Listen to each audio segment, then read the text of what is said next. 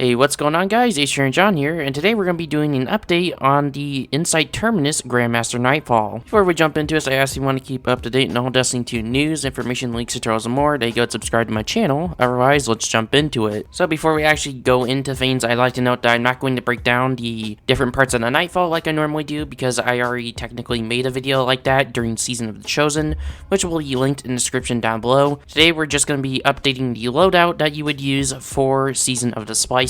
So first up, I'd like to note that there's going to be only void shields in this Nightfall, and there's only going to be unstoppable and barrier champions. So because of that, I'm going to recommend bringing in unstoppable grenade launchers and anti-barrier scout rifles. Now for the primary and energy slots, make sure you at least have one special grenade launcher and one primary scout rifle. It doesn't matter which slot it's in, as long as you have a void damage dealing weapon is what matters. And then for the heavy slot, you're going to put on Anarchy because it's Anarchy, it's OP, and it counts as a grenade launcher. Then for mods, make sure you have your grenade launcher ammo finders, your respective anti-barrier and unstoppable champion mods. And as always with these Grandmaster Nightfalls, I recommend just running a very basic Charge of Light build, which if you need a tutorial on how to build one of those, I do have a video where I go over the Charge of Light mods, and I do show off a build near the end of that video, which is linked in the description down below. Now, in terms of supers, you can bring whatever kind of endgame super you want. My recommendation at the bare minimum is to have at least one well or bubble super, and then everyone else be stasis, unless you're a Titan. Don't be stasis. Stasis is bad on a Titan, but if you're a hunter or warlock, run stasis. Or if you don't want to run stasis on a hunter, you can always run either top or bottom tree Tever. But yeah, like I mentioned in my original guide on this Grandmaster Nightfall, other than the middle section, this Nightfall isn't that difficult. But yeah, like I said, link to breaking down the different sections down below. That video's in the description. I don't have much more to add here, other than this was just a loadout update video. In terms of content for the rest of this week, hopefully tomorrow, we should be getting a Hunjury guide up on the channel tomorrow, going over the PvP and PvE god rolls. On Thursday, we'll have an extremely juicy TWAB covering the Solstice of Heroes and the Master Vault of Glass, which is coming next week, and potentially even Bungie Day, because that's the day after Reset next week. And lastly, on either Friday or Monday, I'm going to try to get a video out covering out the Elemental Well mods that came with this season. So if you're interested in any of that, make sure you subscribe to my channel. If you found this video helpful, go ahead and give a like. This was Acer and John, and I'll see you in the next one. Peace.